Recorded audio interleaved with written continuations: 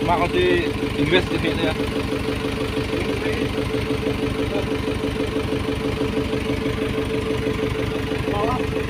Di Inggris ya lah, Inggris kecil kan.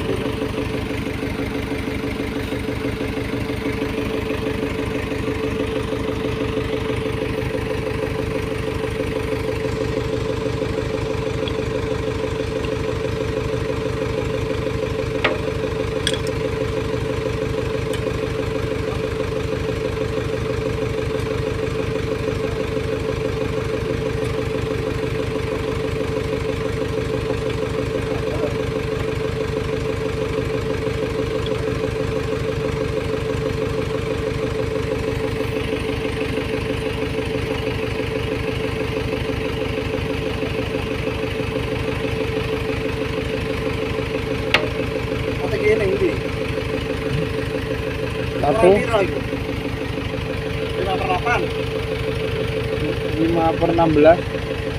Hah? 5/16. Wah, tulisan iki.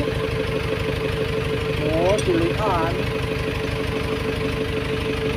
Oh, 5/16. iki tengah-tengah ya.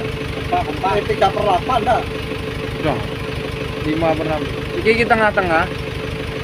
Ngisor iki enek, dhuwur iki enek. Karena nggak wayah sing diam iki. Tapi tulisan sing full air, ojo sing air hose.